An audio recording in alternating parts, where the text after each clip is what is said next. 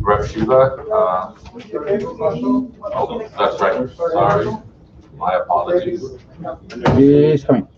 Very short.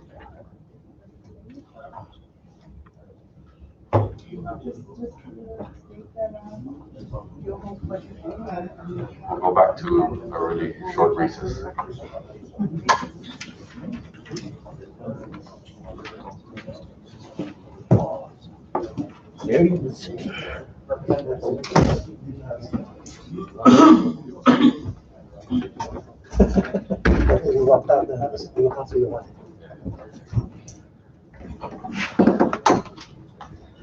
All right, members, we'll rise back to session.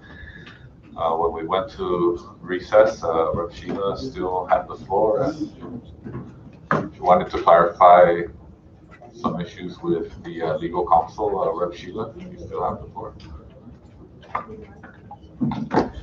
Thank you, Mr. Speaker. Thank you, legal counsel, Joe Tyrone. So during the recess, we did discuss executive orders.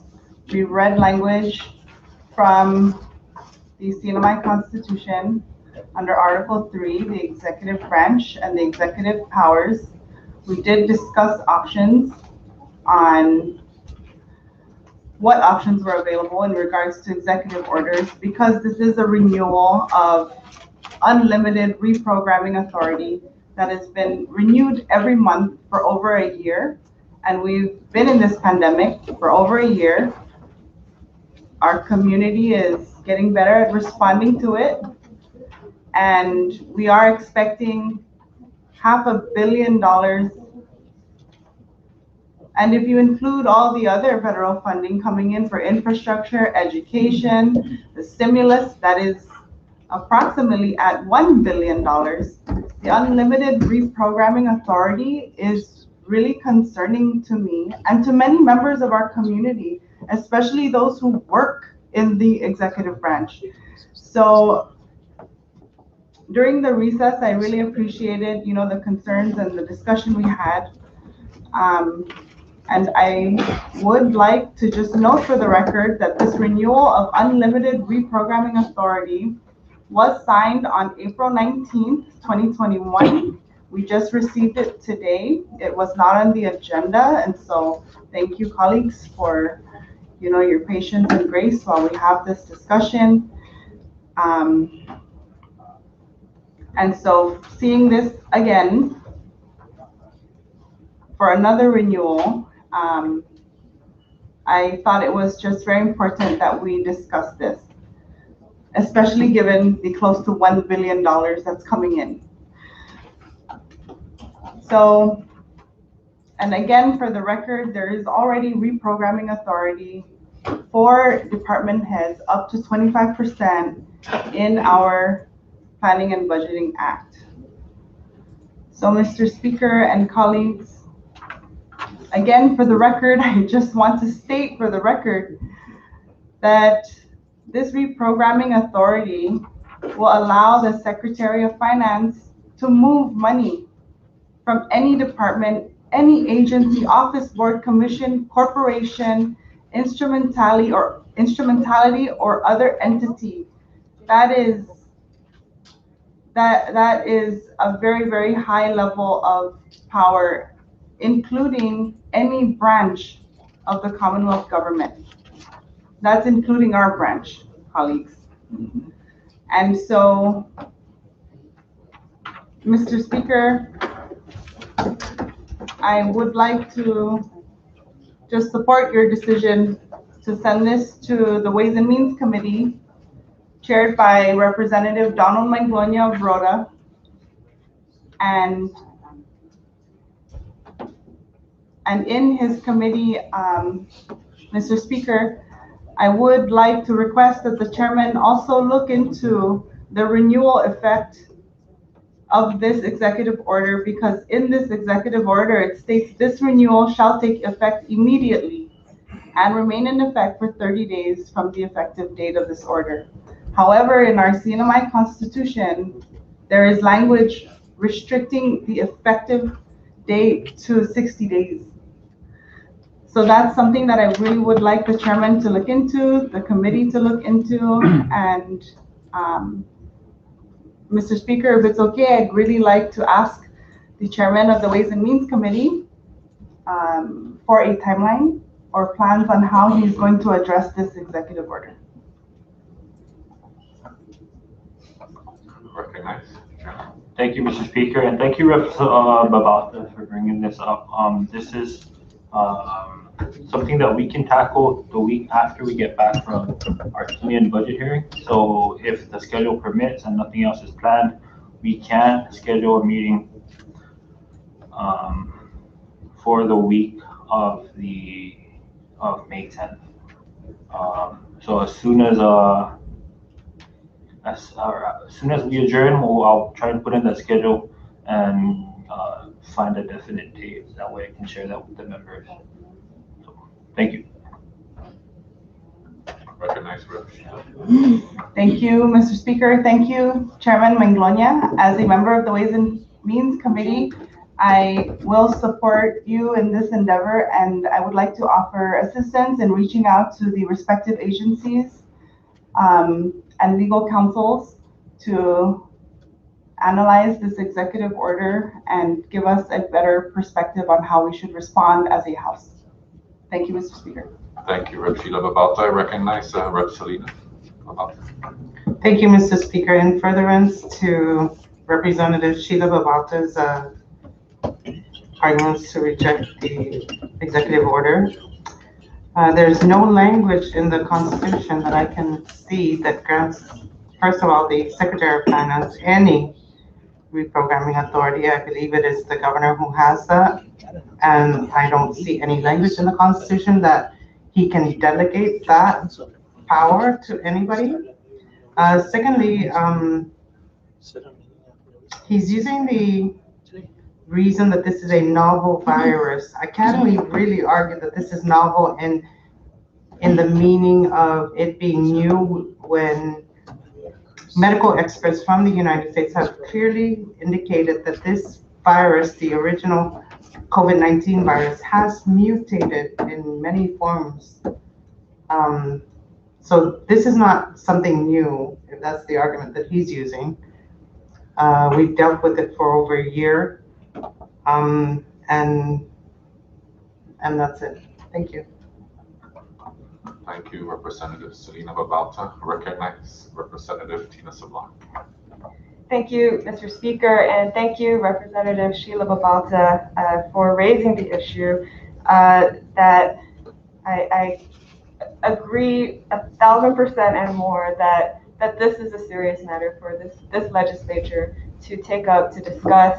I would support rejecting the unlimited reprogramming and transferring power that the governor claims to be able to assert and to delegate, as Representative Selena Babauta has raised, to delegate to the Secretary of Finance.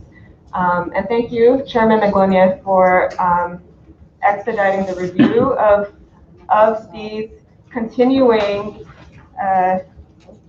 states of emergency and states of unlimited reprogramming power, reviewing that within the committee, and getting the legal research done as to the constitutionality and the options that the legislature may have in modifying and rejecting these orders.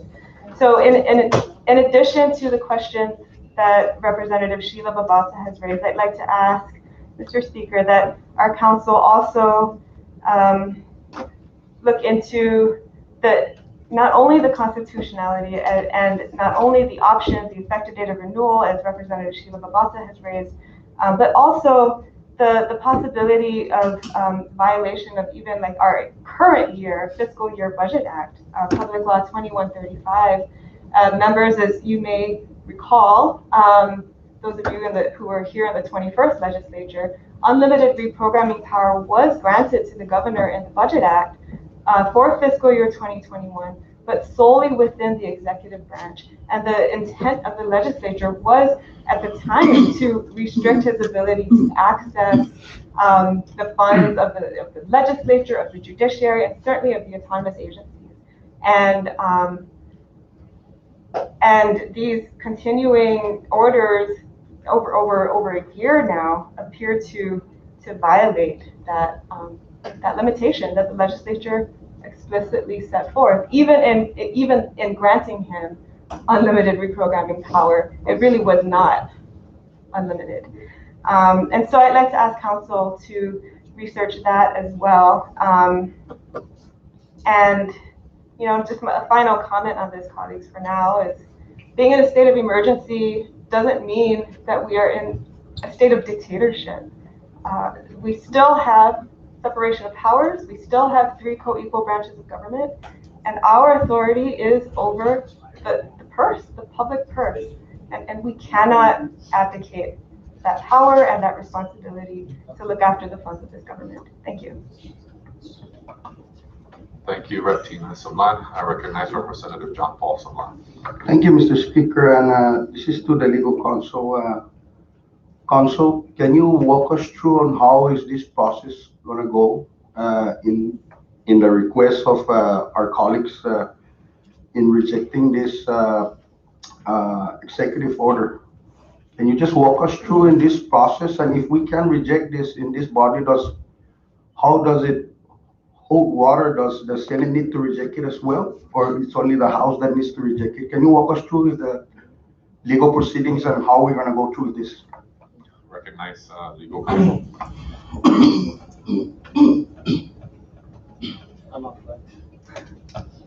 How was it back?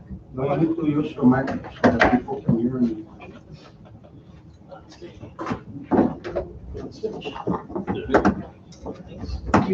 Thank you, Sergeant at Arms.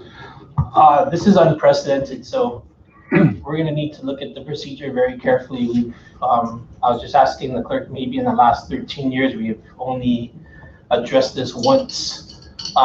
We believe that the proper process would be to go through the committee, have the speaker move this to the Ways and Means as he's normally done with all executive orders.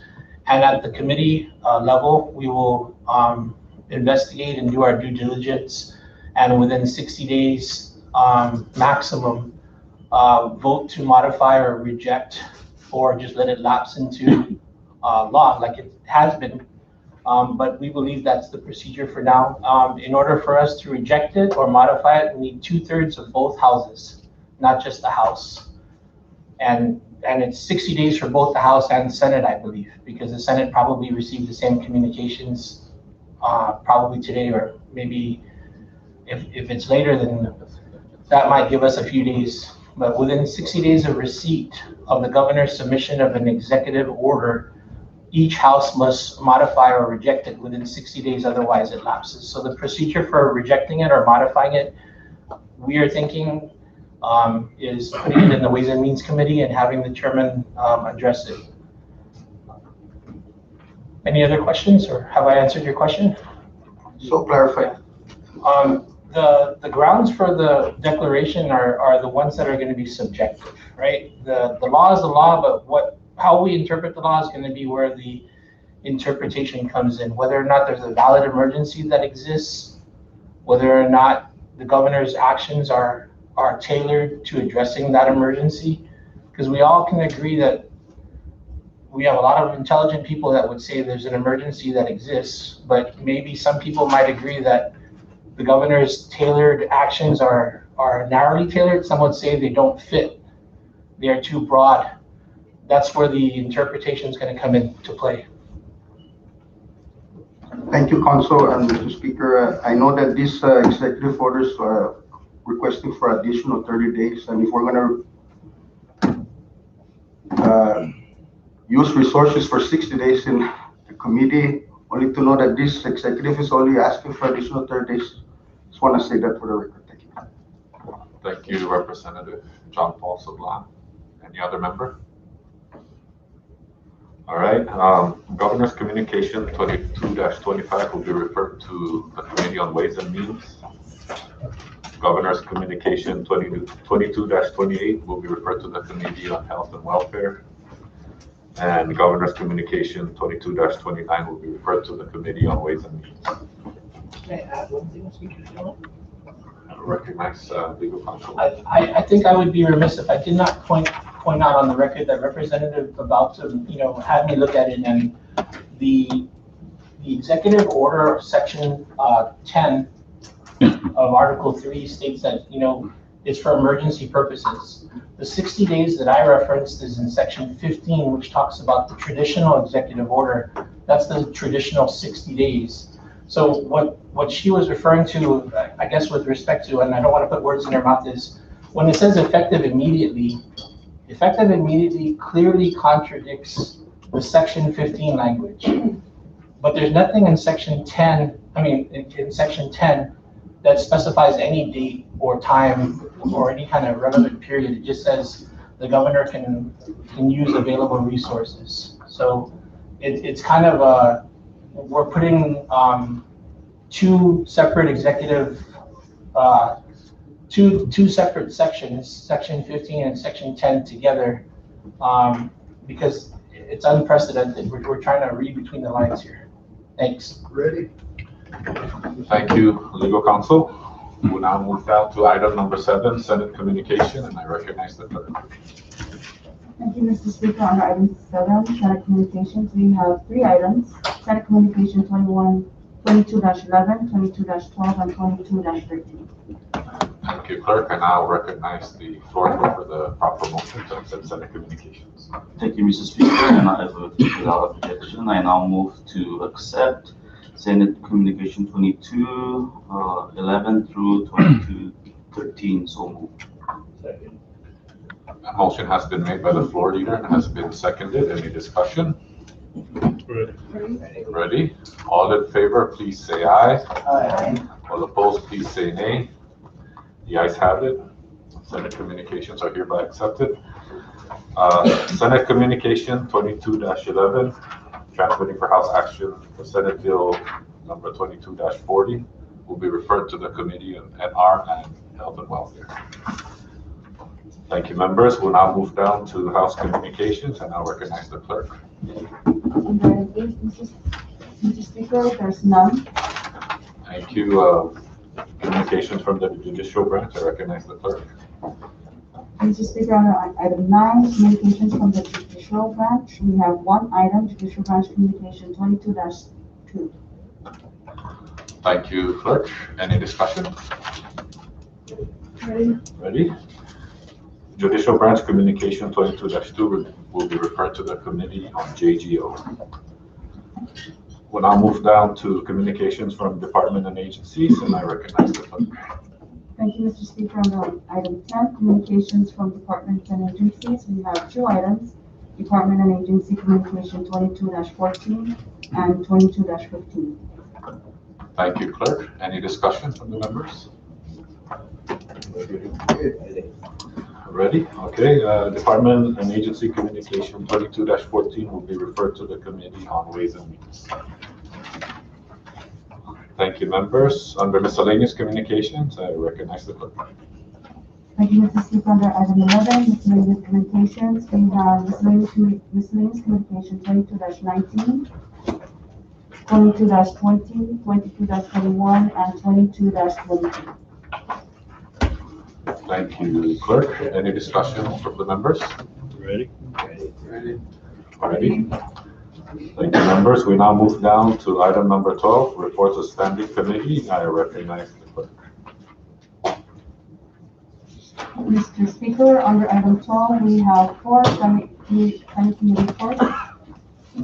Senate committee reports 22-1 through 22-4.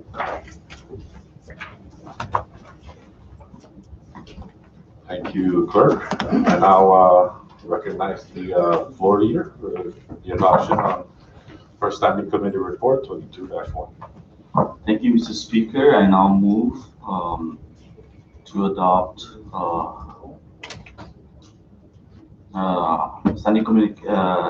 standing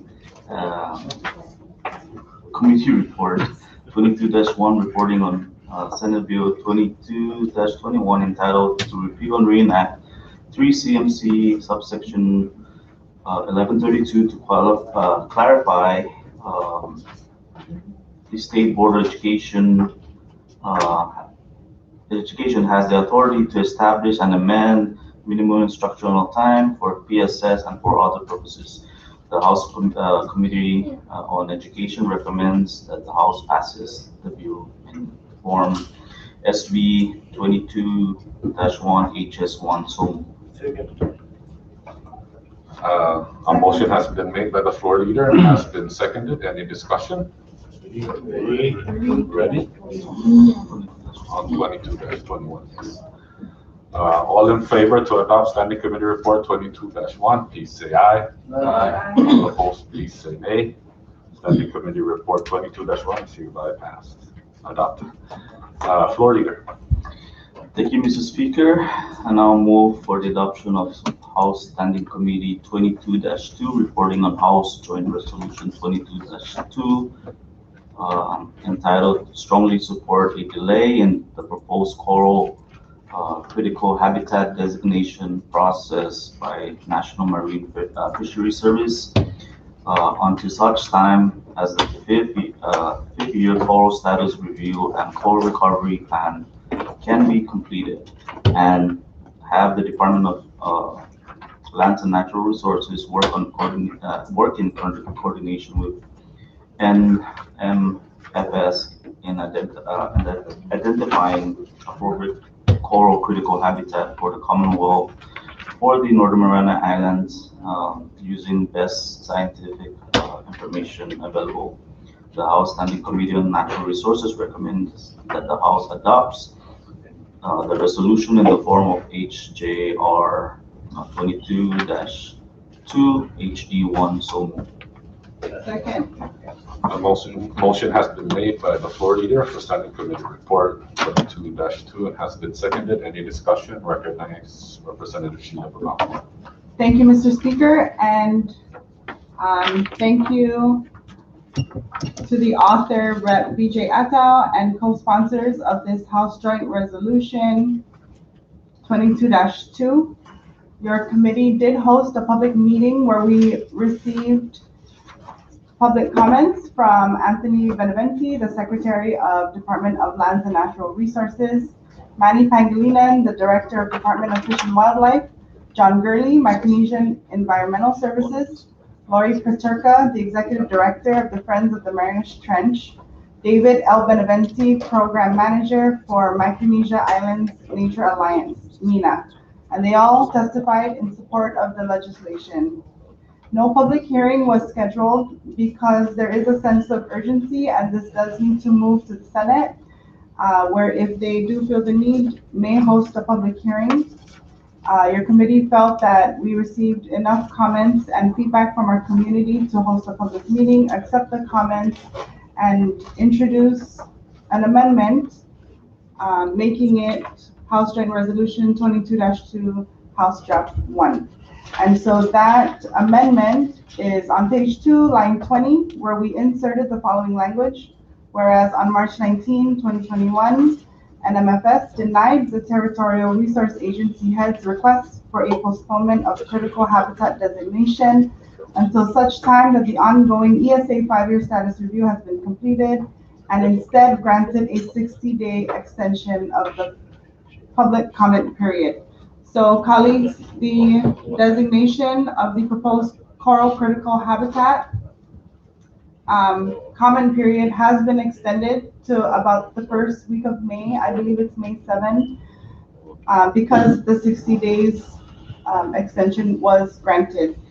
Hence the urgency for this House Joint Resolution, as many agencies would like strong support for the delay and believe that a House Joint Resolution will provide that strong statement of support. Thank you, Mr. Speaker, and thank you, colleagues. Thank you, members of the Natural Resources Committee who made time to attend the public meeting, entertain the comments, and thank you to the agencies and leaders in our community who showed up to speak on behalf of this House Joint Resolution. Thank you, Mr. Speaker. Thank you, Representative Sheila Babalta. Any further discussion? Ready? Ready? All in favor to adopt Standing Committee Report 22-2, please say aye. Aye. All opposed, please say nay. The ayes have it. Standing Committee Report 22-2 is hereby adopted. Floor leader. Thank you, Mr. Speaker. Now move to adopt House Standing Committee Report 22-3, reporting on House Bill 22-11, entitled to enact a provision to require all CNMI government agencies to prepare and submit fiscal impact statement and a fiscal revenue statement for related legislations to the legislature when said agencies are affected and required to do so by law.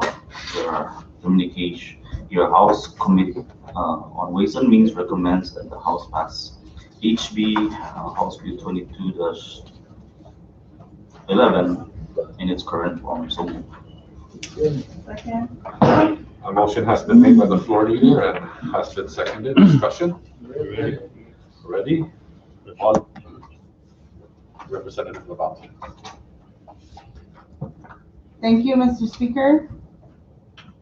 As a member of the Ways and Means Committee, I was in attendance of the meeting that we held, and I thank the author and co-sponsors of this piece of legislation, Rep. Ivan Blanco and co-sponsors, to require agencies to submit a financial or fiscal impact and revenue impact statement for legislation affecting state or local governments.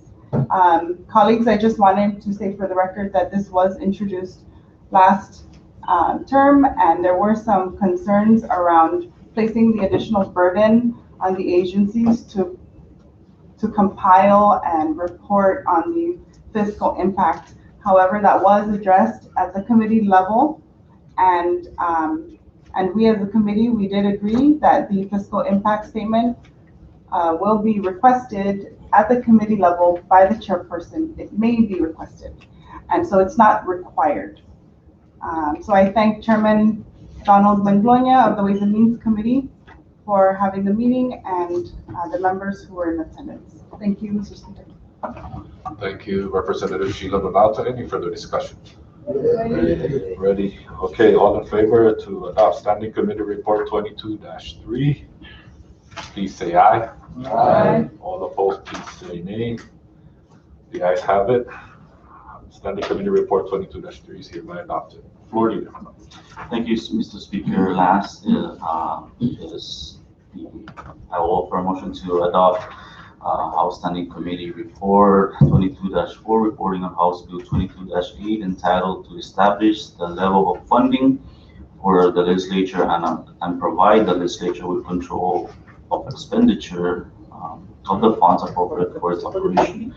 Your House Committee on Ways and Means recommends that the House pass House Bill 22-8 in its current form. So, Second. And motion has been made by the floor leader for the adoption of Standing Committee Report 22-4 and has been seconded. Any discussion? Recognize Representative Sheila Babalta. Thank you, Mr. Speaker. And as a member of the Ways and Means Committee, I was in attendance during this meeting. Thank you to Chairman Donald Manglonia for hosting the meeting, and I thank the author, Rep. Joseph E. Juan Guerrero, for introducing this piece of legislation. Colleagues and viewing members of the public, this essentially will give the legislative branch our own control over our own finances, solidifying us as a separate but equal branch of government in the CNMI. And that is something I wholeheartedly support. Thank you, Mr. Speaker. I'm ready to vote.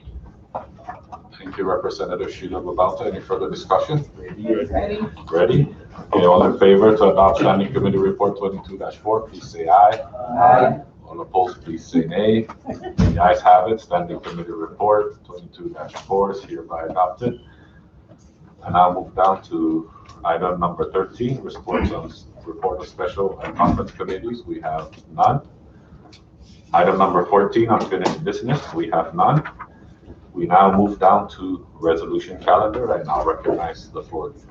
thank you, Mr. Speaker. And now for the first resolution to adopt, I now offer a motion to adopt House Concurrent Resolution 22-1, a House concurrent resolution to approve revenues and resources of the Commonwealth of the Northern Mariana Islands as identified pursuant to Article 3, Section 9A of the Constitution as amended, and 1 CMC Division 7 for fiscal year 2022 beginning October 1st, 2021 and ending September 30, 2022. So moved. Second. The motion has been made to adopt House Concurrent Resolution 22-1 and has been seconded. Any discussion? Recognized about the Vice Speaker. Thank you, Mr. Speaker, and thank you, colleagues. I ask for your indulgence. As we all understand, when the budget was submitted to the legislature, we were unaware of the recovery funds that were coming this way. So as the administration was preparing the budget, they were working on the potential budget that we were anticipating, the same numbers under fiscal year 2021. And in that budget submission, a lot of the earmark funds were suspended for year 2021, and they followed suit with the same communication to the legislature. Unknowing of the additional funds that we will be receiving, and I believe those funds should be coming into the CNMI by May 15. So with that, I would like to offer an amendment to the concurrent resolution on page 2, line 1, to insert the following: whereas the legislature finds that the following earmark funds shall be unsuspended to assist each senatorial district for CMC 1503A6, Public Law 18-30, Special Account for 3rd Senatorial District, for CMC 1503A6, Public Law 18-30, Special Account for the 1st and 2nd Senatorial District, and for CMC subsection 1508 for the 2nd and 3rd Senatorial District under Public Law 20-59. And the reason, or consistent with the intent of the foregoing amendments, I hereby also move to allow legal counsel together with the House Clerk to make further non-substantial technical amendments that are strictly necessary to effectuate the intent of this floor amendment prior to transmittal. And this amendment is to assist each senatorial district. We all know that the trickle-down effects of these monies that are coming in from the recovery funds is gonna assist the general government in its entirety. These funds that have been suspended in 2021 are actually funds that would assist each respective senatorial district in the programs that we have in our respective senatorial districts. So this amendment would allow those funds to trickle back down so we can utilize these funds for our respective senatorial districts. In the 3rd Senatorial District, obviously, it's very clear that we just introduced a legislation to the tune of $1.4 million to assist us in SHEFA. Unfortunately, $1.4 million is still short of our obligation to SHEFA. These funds that will be freed up by this amendment will assist us in addressing the 3rd Senatorial District and will address the 1st and 2nd Senatorial District's obligations to its municipalities also. So with that being said, Mr. Speaker, I so move for the floor amendment. A floor amendment has been offered by the Vice Speaker and has been seconded. Any discussion? All in favor of the floor amendment offered by the Vice Speaker, please say aye. Aye. All opposed, please say nay. The ayes have it. Floor amendment offered by the Vice Speaker is hereby adopted. We now move back to the main motion. Any further discussion? Recognize Representative Magnolia. Thank you, Mr. Speaker. And just to, for informational purposes only to the members and to the members of the committee as well as the other members, that the committee received a letter from the Secretary notifying us of the possibility of an increased ceiling pending further review of how those monies will be spread out throughout the branches. And this is in reference to the bond payments, which total to somewhere around 6.9, which may be available for additional appropriations, minus or less the 25% to be assessed. So we will be getting we may be getting a revised budget on July 1st. So in the meantime, we can prepare for how we may use those funds. In addition, the debt service to the settlement fund of 39 million, according to our fiscal analyst, for next fiscal year, we are only obligated to pay 38 million. So the Secretary of Finance, when I last spoke to him, is getting clarification on that amount. So that may provide an additional 1 million for appropriations. But again, the executive branch has until July 1st to submit a revised budget. So we may revisit this concurrent resolution. Thank you. Thank you, Representative Maloney. Any further discussion? Ready? Recognize Representative Leila Staff.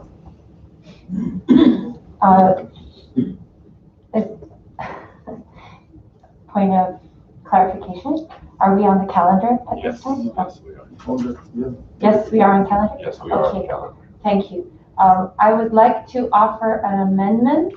No, not yet. Okay. I withdraw everything. Thank you. Thank you, Representative Leila Staffler. Any further discussion? Ready. Ready? Okay, all in favor to adopt House? My apologies, clerk, please call the roll for House Concurrent Resolution 22-1, House Draft 1. Representative Bata? Yes. Representative Bato? Yes. Representative Sheila Babauta? Good. Representative Sheila Babauta? I'm good. Representative Bato? Yes. Representative Joel Komatsu? Yes. Representative Vicente Komatsu? Yes. Representative Mafan? I'm good. Representative Flores? Yes. Representative Guerrero? Representative Zama? Yes. Representative Manglona? Yes. Representative Schultz? Yes. Representative Cristina Sablan? Yes. Representative Paul Sablan? Okay. Representative Nicolas? Yes. Representative Staffner? Yes. Representative Yankelman? Representative Duvall? Yes. Mr. Speaker? Yes, Mr. Speaker, all 20 members voting yes. 20 members voting yes. House Concurrent Resolution 22-1, House Draft 1 is hereby adopted. I recognize the floor.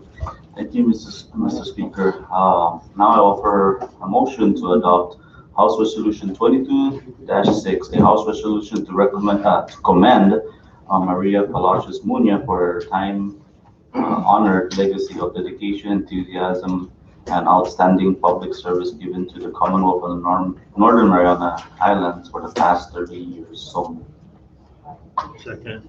Second. A motion has been made by the floor leader for the adoption of House Resolution 22-6 and has been seconded. Discussion on the floor. Recognize Representative Leila Staff. Thank you. Thank you, Speaker, and thank you, floor leader, and all colleagues for your grace. I would like to offer a substitute, and the reason is that there was a big mistake in the beginning parts. She has actually been with Micronesian Legal Services for over 49 years, making it 50 years in December. So that's a big erroneous mistake that I must correct. And so I apologize, and for that reason, I'm offering the substitute, which I did submit and send out to all your offices yesterday. If you have not received it, I can make sure you get that. So moved. Second. A substitute has been offered by Representative Leila Staffler and has been seconded. Any discussion? Ready? All in favor of the substitute offered by Representative Leila Staffler, please say aye. Aye. All opposed, please say nay. The ayes have it. The substitute has been adopted. We'll now move back to the main motion for House Resolution 22-6, House Substitute 1. Any discussion? Ready. Ready? All in favor to adopt House Resolution 22-6, House Substitute 1, please say aye. Aye. All opposed, please say nay. The ayes have it. House Resolution 22-6, House Substitute 1 is hereby adopted. Floor leader. thank you, Mr. Speaker. And now moving along to the next one, and I'll offer a motion to adopt House Resolution number 22-7, a resolution to honor and commend Ms. Jane Mack for her lengthy service and extraordinary contributions to the Commonwealth of the Northern Mariana Islands. So, A motion has been made to adopt House Resolution 22-7 and has been seconded. Any discussion on the floor? Ready? Okay. All in favor to adopt House Resolution 22-7, please say aye. Aye. All opposed, please say nay. The ayes have it. House Resolution 22-7 is hereby adopted. Floor leader. Thank you, Mr. Speaker. And I'll offer a motion to adopt House Joint Resolution 22-2, a House Joint Resolution strongly support a delay in the proposed coral critical habitat designation by the designation process by National Marine Fisheries Services until such time as the 5th year coral status review and coral recovery plan can be completed, and have the Department of Lands and Natural Resources work in coordination with NMFS in identifying appropriate coral critical habitat for the Commonwealth of the Northern Mariana Islands by using the best scientific information available. So moved. A motion has been made by the floor leader to adopt House Joint Resolution 22-2, HD1, and has been seconded. Discussion on the floor? Ready? Clerk, please call the roll. Representative Vega? Yes. Representative Beto? Yes. Representative Selena Babalta? Yes. Representative Sheila Babalta? Again. Representative Blanco? Yes. Representative Joel Camacho? Good. Representative Vicente Camacho? Yes. Representative Damapan? Good. Representative Flores? Yes. Representative Guerrero? Representative Zala? Yes. Representative Moya? Yes. Representative Probst? Yes. Representative Cristina Sablan? Yes. Representative Jean Paul Sablan? Again. Representative San Nicolas? Yes. Representative Stafford? Yes. Representative Yankoman? Our Representative Newman? Yes. Mr. Speaker? Yes. Mr. Speaker, all 20 members voted yes.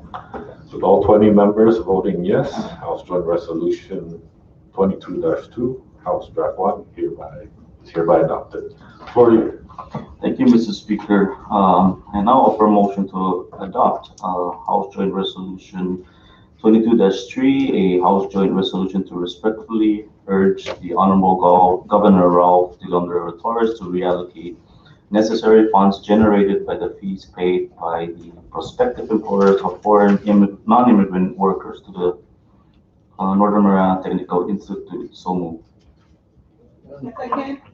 A motion has been made to adopt House Joint Resolution 22-3 and has been seconded. Discussion on the floor. Recognize Representative De La Sala. Thank you, Speaker. I would like to request for a technical amendment. The language to amend would be, instead of using the language of reallocate, just to allocate, because that money has not been allocated in the past. No objection. Any objection? No objection. Thank you. Recognize Council. Is this in the title, just in the title? Yes, it Anywhere is else? just in the title, I believe. No. No. Be it resolved. Read result. Okay. And then line, I am lost in my book. Line 12, page 1. okay, so on line 12, page 4, and then the title, or anywhere else where the word reallocate is there, you want it to change to Yes, allocate? please. That's the motion? Yes, that is. For the technical amendment. I would like to make a motion for a technical amendment to remove the language of re in front of allocate wherever it may. All right, so the clerk and I will agree that that's a technical amendment, and we'll make those changes accordingly. Thank you. Thank you so much. Thank you, Council. That amendment will be treated as technical. And any further discussion? Ready? All right. With no further discussion, clerk, please call the roll. Representative Vega? Yes. Representative Beto? Yes. Representative Selena Babalta? Yes. Representative Sheila Babalta? Again. Representative Blanco? Yes. Representative Joel Camacho? Good. Representative Vicente Camacho? Yes. Representative Damapan? Good. Representative Flores? Yes. Representative Guerrero? Representative Zama? Good. Representative Moya? Yes. President Pro, Yes. President Christina Sablan, Yes. President Jumbo Sablan, None. President Nicolas, Yes. President Stapler, Yes. President Youngman, Onward. President Limo, Yes. Mr. Speaker, Yes. Mr. Speaker, all 20 members voting yes.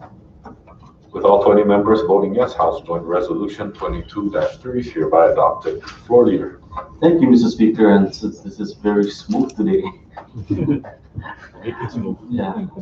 I now offer a motion to adopt House Joint Resolution 22-4, a House Joint Resolution to authorize the establishment of 16 positions as needed by CMA, particularly funded by the CMS program for compliance and medical enterprise systems, MES, for other purposes. So Second.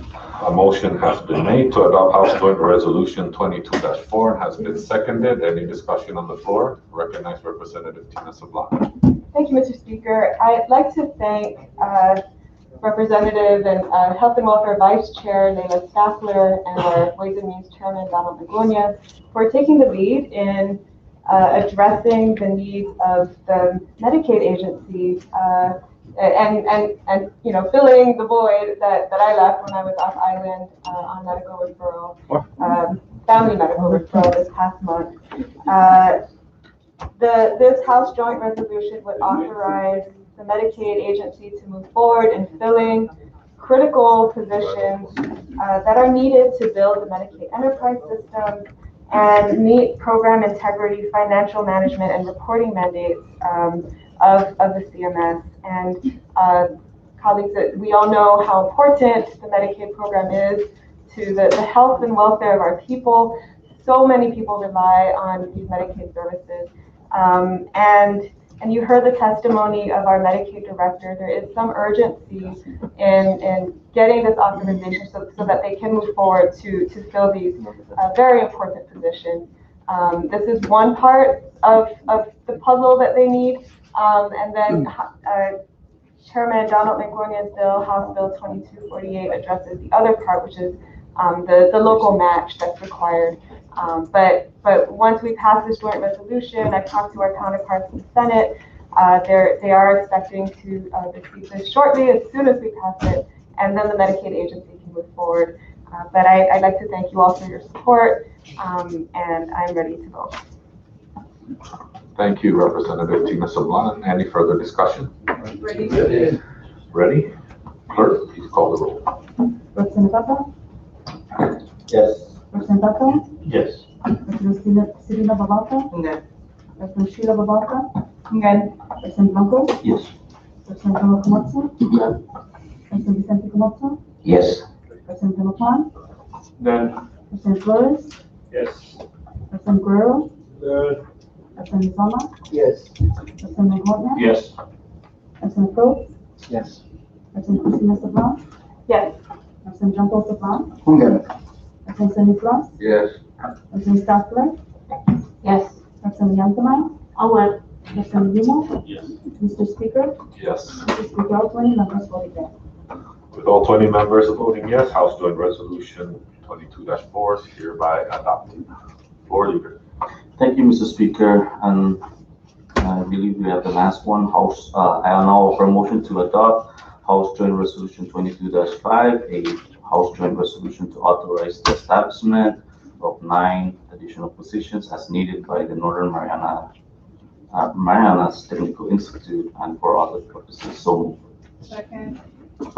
A motion has been made by the floor leader to adopt House Joint Resolution 22-5 and has been seconded. Discussion, recognize Representative Leila Staffler. Thank you, Speaker.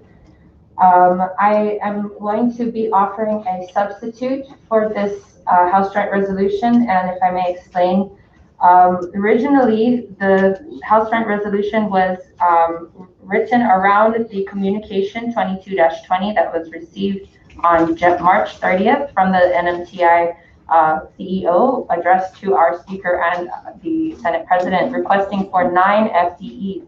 Within the letter, there were actually 10 FTEs listed, And upon further discussion with her on the needs of the institute as a whole, the list originally only included administrative positions. May I ask the Sarge to help me pass out this substitute? The list only included administrative positions and did not include the positions for the instructors as well. And upon discussion with legal, we decided to include all positions that would be needed to get this organization off the ground, finally running again, because until there are NOPAs, there really cannot be any activity moving forward. And so that is what this substitute will provide, is specifically a number change from 9 to 28 positions, and then listing those specific positions that were included in the budget request that was sent to, I believe it was the budget request that the NMTI sent. So moved. Second. A substitute has been offered by Representative Leila Staffler, has been seconded. Any discussion on the substitute? Ready? All in favor of the substitute offered by Representative Staffler, please say aye. Aye. All opposed, please say nay. The ayes have it. The substitute by Representative Leila Staffler is hereby adopted. And here we go back to the main motion for House Joint Resolution 22-5, House Substitute 1. Any discussion? Ready? Ready? Clerk, please call the roll. Representative Navarro, Yes. Representative Ata, Yes. Representative Selena Babalta, Representative Sheila Babalta, Again. Representative Blanco, Representative Noel Komatsu, I'm good. Representative Santi Komatsu, Yes.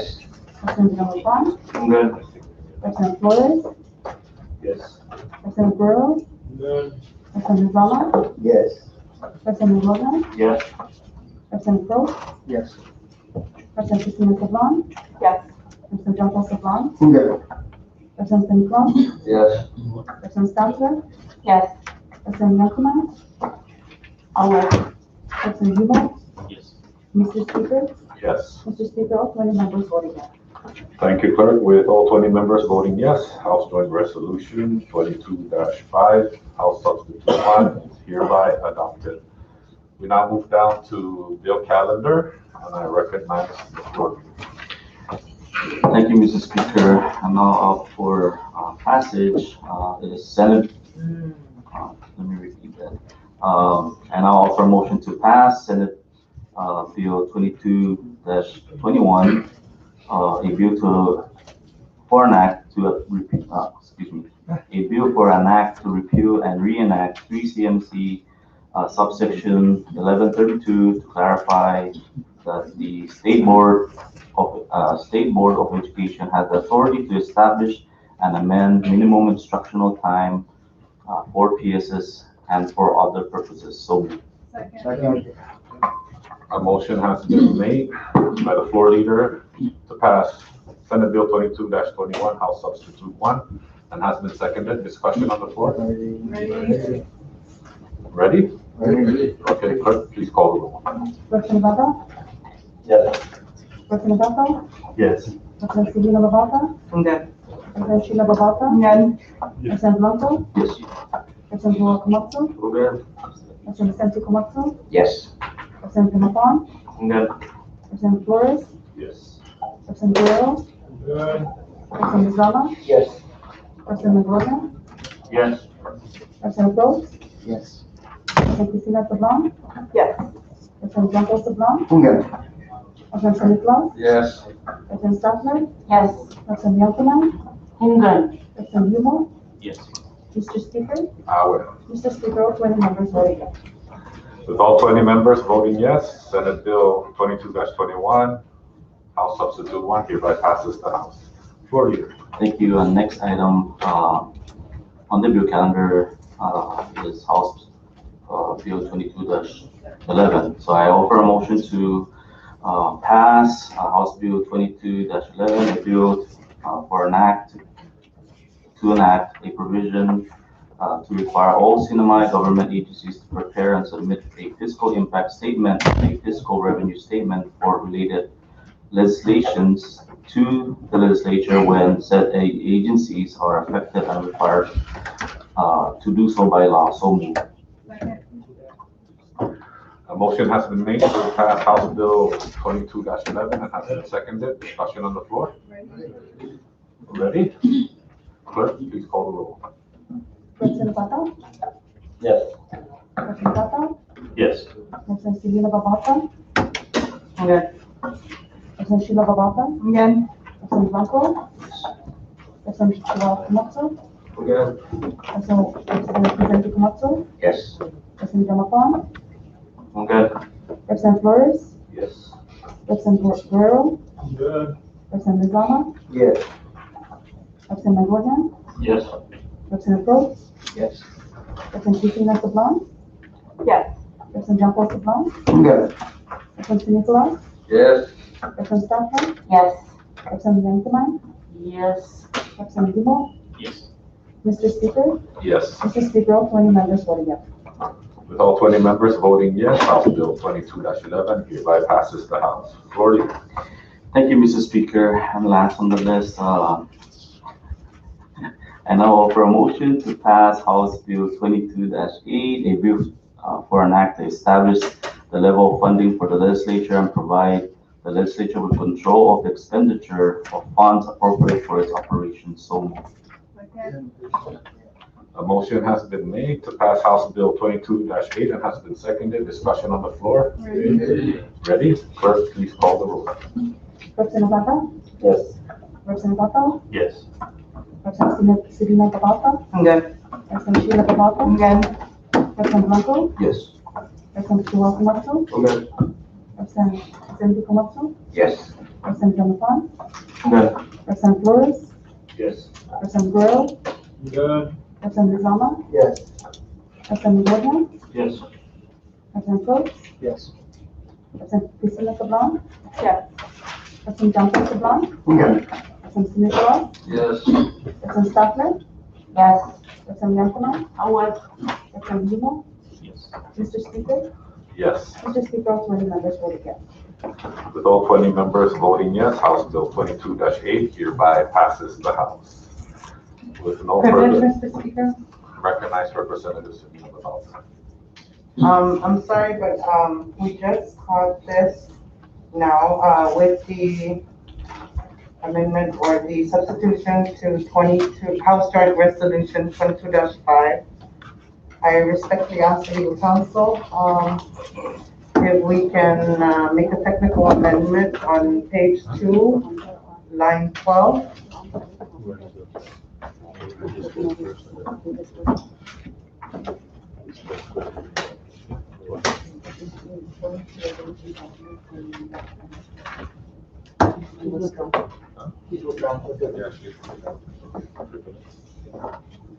Okay. On, page 2, line 12, to change or to delete the interim before the chief executive officer. And it should read just chief executive officer. Rep. Selena, thank you for sharing that concern. I'm just gonna call for a quick recess. Thank you.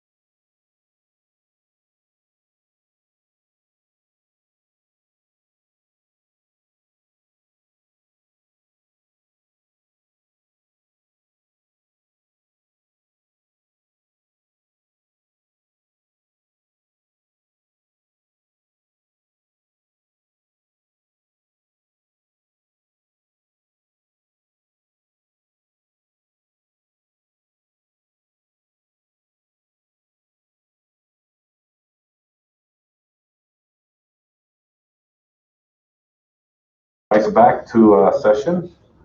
Before we went to recess, the clerk announced that all 20 members voted yes on House Bill 22-8. So with that, with all 20 members voting yes, House Bill 22-8 hereby passes the House. We now move back to the resolution calendar, and I recognize Representative Selena Banalta.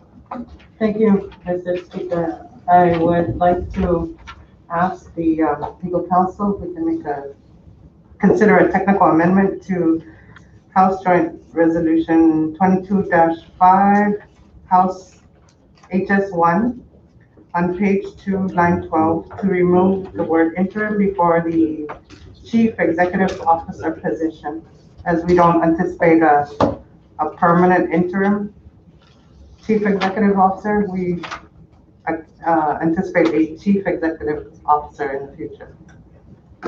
Yes, the clerk and I have conferred, we agree it's a technical amendment. On that particular line, 12, page 2. Thank you. All right, thank you, Representative Selena Banalta.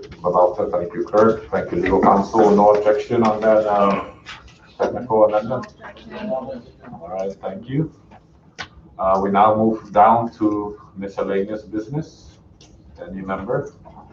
All right. Recognize Representative Vandenblock. Thank you very much, Mr. Speaker and honorable members, for passing House Bill number 22-11. Have a great week. Thank you, Representative Ivan Blanco. I recognize Representative Sheila Labalta. Thank you, Mr. Speaker, and colleagues and Chairman of the Ways and Means Committee, members of the Ways and Means Committee. I just wanted to state for the record and bring to your attention that in regards to the Executive Order 2021-08, renewing the authority of the Secretary of Finance, and the Executive Order for renewal of state of emergency, the Senate has actually introduced a Senate Legislative Initiative 22-03, authored by Senator Justo Kitugua, to amend Section 10 of Article 3 of the Constitution of the Northern Mariana Islands to restrict the governor's emergency powers to mobilize available resources to respond to that emergency within the executive branch, but not including the legislative branch, the judicial branch, and the autonomous agencies. And so this is something that the Senate is also, as we can see, is concerned about. And they actually propose language to the Constitution on Section 10 that states, the governor may declare a state of emergency in the case of invasion, civil disturbance, natural disaster, or other calamity as provided by law, and may mobilize available resources to respond to that emergency. And then the new language states within the executive branch, but not including the legislative branch, the judicial branch, and autonomous agencies. And so members and colleagues, I just wanted to state for the record that the Senate supports the separation of powers in our government. Okay, moving on. I just wanted to state for the record, congratulations to Mr. Perry Tenorio, who is now the director of the Legislative Bureau.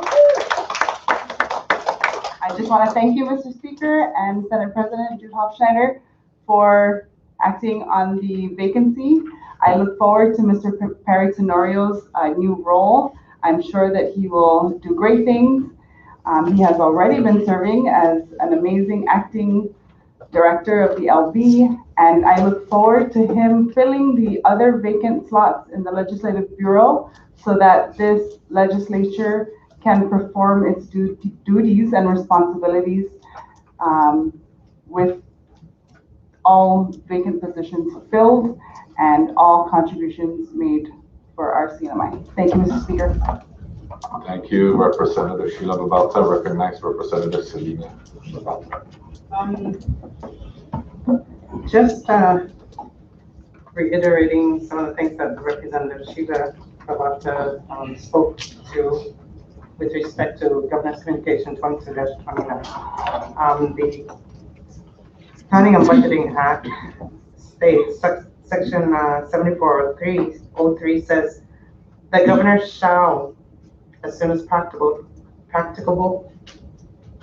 transmit to the legislature a report describing in detail the emergency with which required the exercise of such authority measures, and it includes also in this subsection that the plan, he's supposed to submit a plan to the legislature that shall indicate any function, program, or project which will have to be curtailed or deferred during the emergency. Further states that the plan shall include, if a determination can be made at that time, the recommendations of the governor for any necessary reprogramming, appropriations, or any other statutory changes which the governor deems advisable.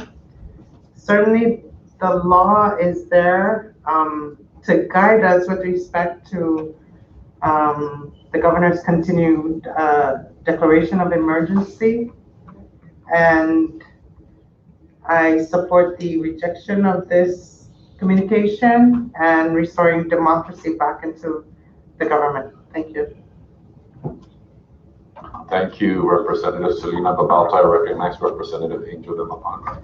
Thank you, Mr. Speaker. In other news, I'd like to just clarify for everyone present here and those that are viewing today's session that there's a reason why we did not act on House Resolution 22-8, which was the support for the recommendation of Chief Judge Ramona Mangalonia to the District Court once again. We did not act on it today, just for information, because there was information that was made public following publication of the pre-filing of Resolution 22-8 in our media outlets. And so based on that information that was just made public, we're going to update the language in some sections of the resolution to make sure that it's current as possible. So for everybody's information, 22-8 will remain on the resolution calendar as I understand it, and we'll make those corrections at the next session. Thank you. Thank you, Representative Angel de Mapan. Any further? Recognize Representative Leila Staff. Thank you, Speaker. And I'd like to thank all my colleagues for joining in on this House resolutions for Ms. Maria Muña and Ms. Jane Mack. Collectively, their years of service would be over 86 years serving the community combined, 50 years for Ms. Maria Muña and 36 years for Ms. Jane Mack, serving our most vulnerable in the community with services, legal services from Micronesian Legal Services. So thank you for supporting that. And I'd like to also comment on the ongoing issues of NMTI for the community at large. Yes, the issues that have been coming out from NMTI are of high concern to the Committee on Education, and we have spent the most time in our committee working on ways to support this critical organization for our future workforce. We have been concerned about the way things have gone and have been trying to find ways to salvage the programs and the promise of NMTI. The timeline of what happened prior is really important to understand why today's resolutions are so important moving forward, so that this entity will have what it needs to be successful, so that our people will have opportunities in education and career in the technical and trades fields. Importantly to note that within the transition period of the 180 days timeline, two critical elements were not included within the plan, which are one of which we acted upon today. So I thank you for your commitment to the House Joint Resolution, granting NMTI these FTEs so that they may begin to reopen and offer the classes that they need. But that is just one critical step. The next step will be within the appropriations that we are working on in Ways and Means. And so I thank you for your patience in the community, because those critical steps must happen in order for anything else to move forward. And that should have happened in those 180 days that started from August of 2020 until February of 2021. And while that is while we are working that out, I do thank you. Because until that happens, the transition plan is not really complete, because those are very, very critical elements. In particular, part of that transition plan should have included a transition of the management of the building and facilities, personnel, and records over to NMTI, which would have been included in the transition report, but it was not. This did not happen. This is really important because it was part of the Public Law 20-92 that established NMTI, and passing that House Job Resolution today is one huge necessary step for that transition to happen. So I thank you. Thank you, Representative Leila Staffler. I recognize Representative Edsel. Thank you, Mr. Speaker and colleagues. I wanted to briefly discuss with you some things that have been heartbreaking and frustrating. And the first one was a meeting I had with a tenant in Precinct 3, actually. And yes, I apologize, Precinct 3 reps. I'll share with you the details. I was called and asked to meet with her, and she used to live in Precinct 1, so I guess it was okay. But anyway, nonetheless, she's essentially being evicted from her apartment. And it is very sad because she is going to receive rental assistance, and she did have a letter, and the landlord is basically rejecting it, saying, I want immediate payment, or I want you to give me your $1,400 stimulus check, $1,400 stimulus check. And she and her husband have 2 children. One of them has some very serious health issues, and they were essentially being evicted. And so I'm just, I asked if I could meet with the landlord just to talk with the landlord, to ask for her, understanding during this very difficult time, and that the money would be forthcoming.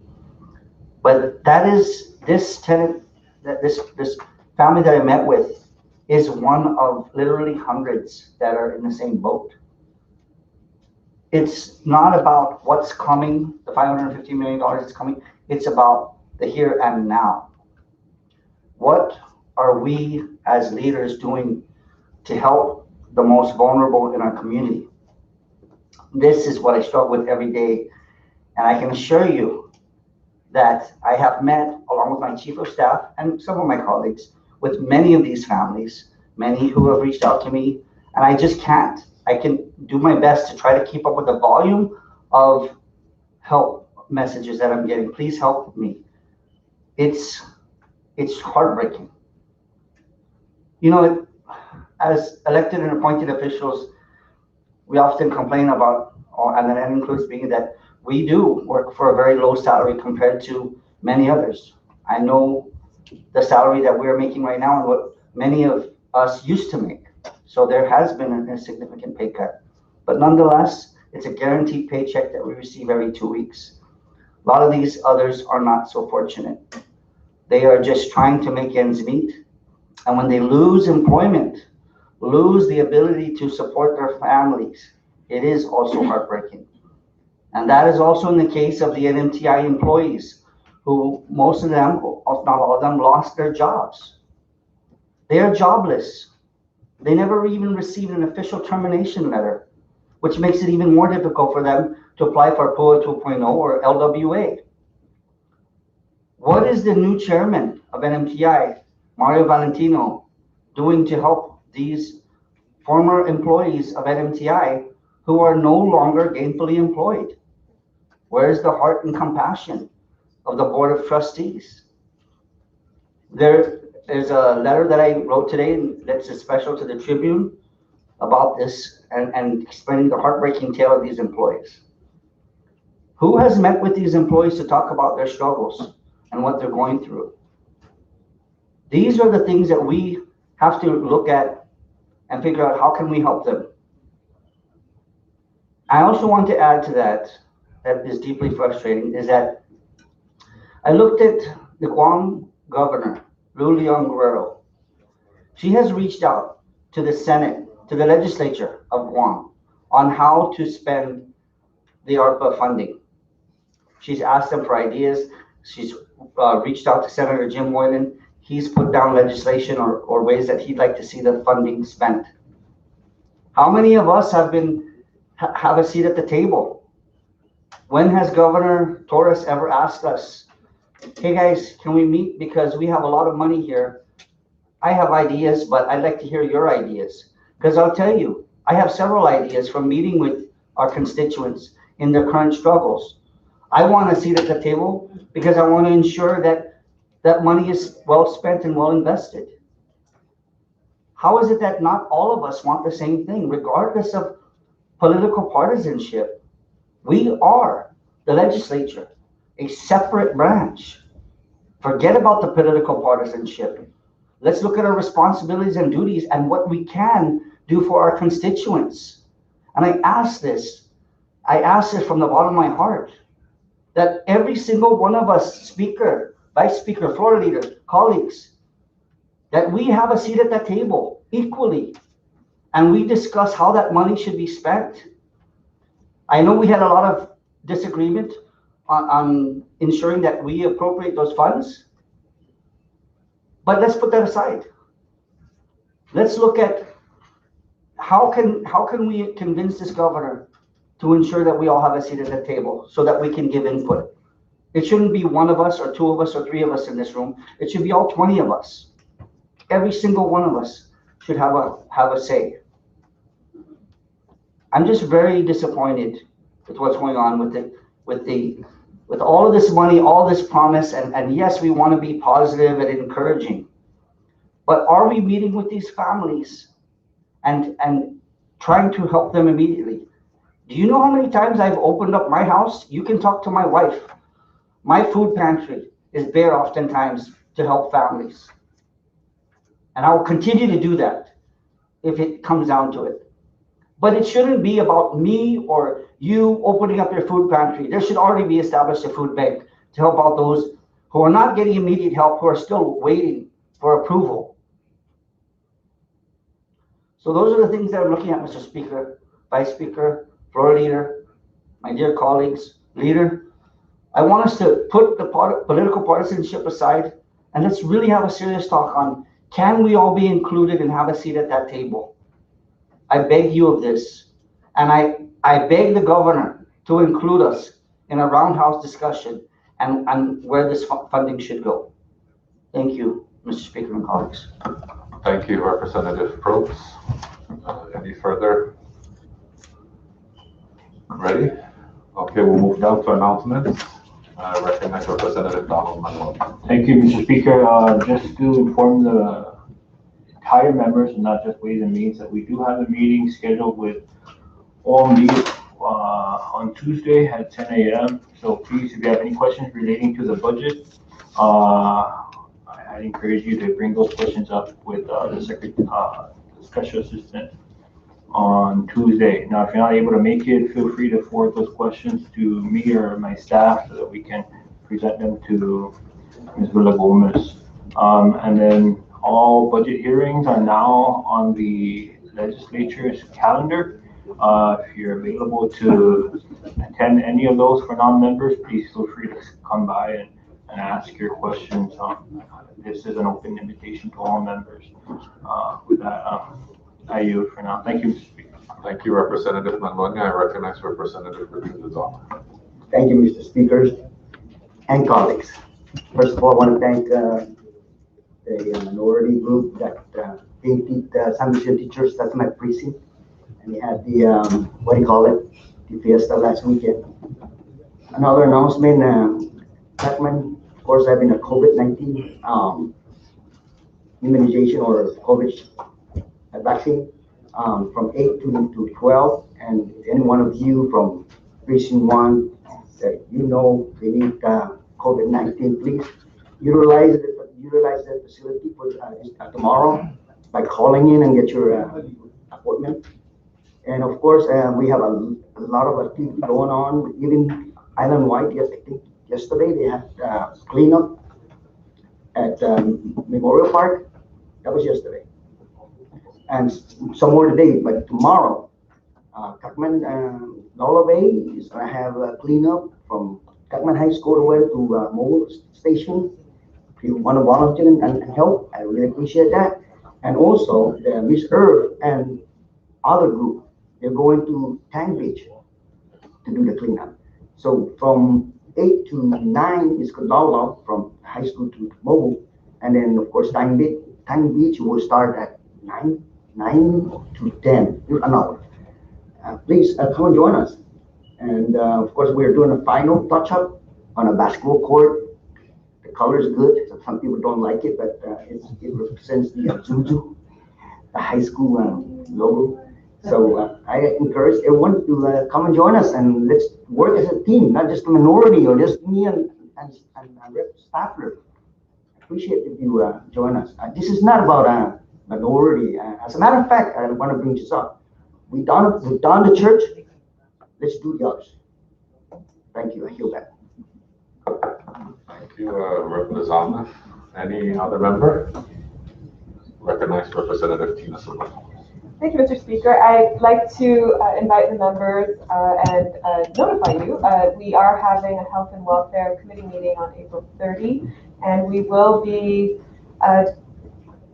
taking up a review of the 5 bills now that have been referred to the committee, including the Senate Bill 2221, I believe, that was just referred to the committee today.